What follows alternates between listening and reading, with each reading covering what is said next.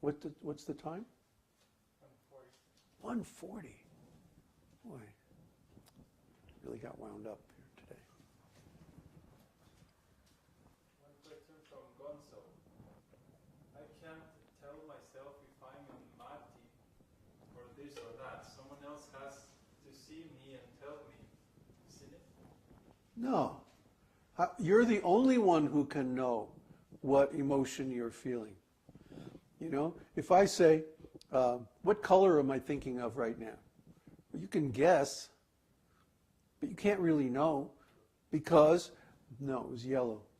Because my consciousness and your consciousness are individual and separate. That is one of the qualities of consciousness. Consciousness is always individual, always personal, and always separate. And so my consciousness is different from your consciousness. I can't know what you're feeling. Only you can know what you're feeling. That's why we're talking about this. Because, you see, this is a function of ontology. We talk a lot about ontology. Ontology means the background knowledge that you use to observe your experience. If you don't have a word for something, it's very hard to observe it. If you don't have a category of meaning for a particular phenomenon, it's very difficult to retain the knowledge or the experience of that phenomenon, even when it happens to you. You see? So if you don't have a word for mati or any of these other bhavas, even if you experience them, you're likely not going to recall them because you have no label for it. You have no terminology for it. It's outside of your ontology. Ontology and consciousness are very interrelated. If your ontology contains categories for things like bhavas, transcendental emotions, then when you experience them, you can remember them. You can see them. We often use the example of the black cat. If you have a black cat in a black room, on the black rug, in the middle of the night, and the lights are off, you can't see that black cat. You're not going to perceive the cat. The cat is there, the cat is real, but you're not going to see it. But you take the same black cat and you put him in a white room on a white rug at noon with all the windows open, then you're definitely going to see that black cat. You see? So that's content and context, which are both necessary not only for meaning, but even for consciousness, even for perception. You see? We have to have a relationship between foreground and background, between perception and meaning, in order to have consciousness. Otherwise, we can perceive something and remain completely unconscious of it. It's quite possible, and it happens all the time, because we don't have terminology, we don't have an ontological structure to explain consciousness. Consciousness in Western knowledge is like a black hole. It's invisible. Why? Because we have no terminology for it. We have no theory of consciousness in Western thought. Oh yeah, we have a bunch of speculation about it. Oh, consciousness is some kind of epiphenomenon of a brain function or something like that. But that's a completely unworkable, unpractical, useless theory. Why? Because it doesn't predict. See?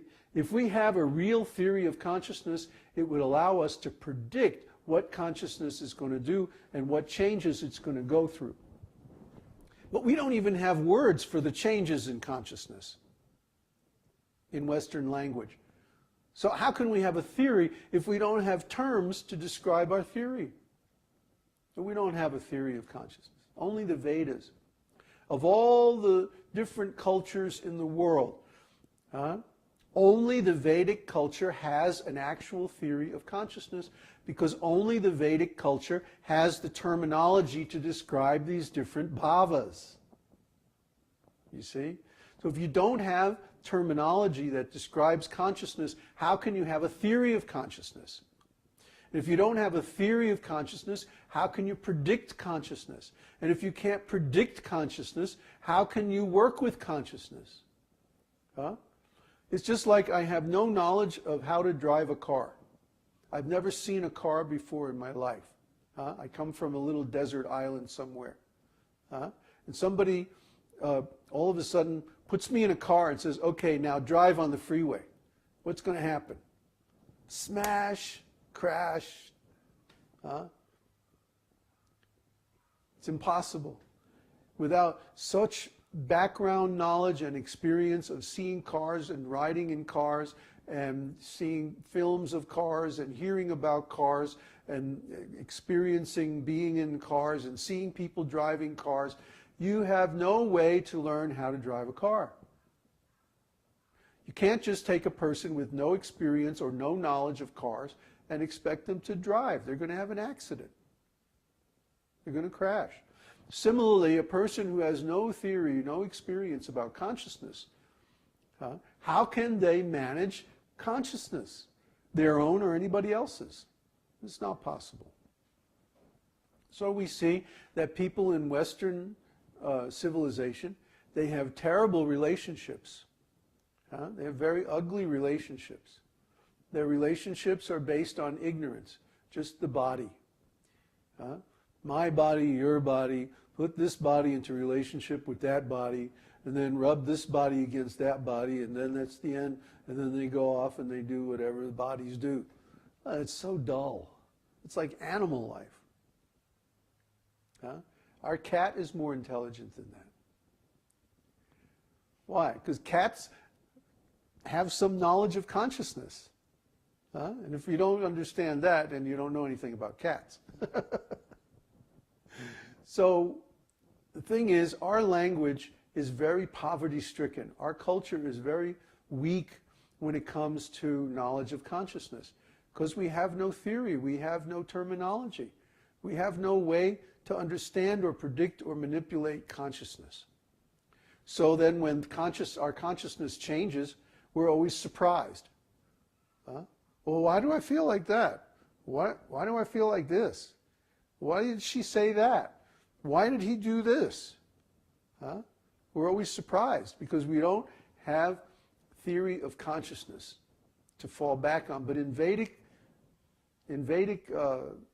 knowledge, in Vedic wisdom, there's a complete system of consciousness, a complete theory of consciousness, predictive theory. We know that if you chant the holy name of God, you're going to cleanse your consciousness and it's going to become transcendental. We know that. We can predict that. If you do this and that, if you eat meat, for example, we know this for a fact, many years' experience, that if a person eats meat, they can't understand any of this stuff we're talking about. We know this. It's a fact. We've experienced it so many times. Why? Because the karma of eating meat is going to give them so much impressions in the mode of ignorance and passion that they will be covered up, their intelligence will be blocked, and they won't be able to understand anything about consciousness. They're going to be on the bodily platform of life. So the very first thing someone has to do, if they want to understand all this, is become a vegetarian. We can tell you right now, if you don't become vegetarian, you're never going to understand what we're talking about here. It's just a matter of experience. We've seen it 1,000 times, 1,000,000 times. So we know, we can predict what the effects of different activities are going to be on consciousness. Or we can predict what the effect of a particular philosophy will be on a person's consciousness. And the kind of activities, the kind of attitudes, the kind of emotions, the kind of interactions with other people that they're going to have, just based on that. Because we understand something about consciousness. Okay? Other people can't do that. Other schools can't do that. And they're always surprised when things happen, you know. So are there any other questions? Okay. Tulsidas, it seems some of these bhavas must be experienced at a self-realized level because they would be misunderstood and even dangerous otherwise. For example, Augriya. Is this correct? Well, people experience these things all the time, but when they experience them in a material consciousness, then they're going to get themselves in trouble, because any activity on the material level gets you in trouble. You have to experience the karma. Okay? So, yeah, people become angry, people become unkind.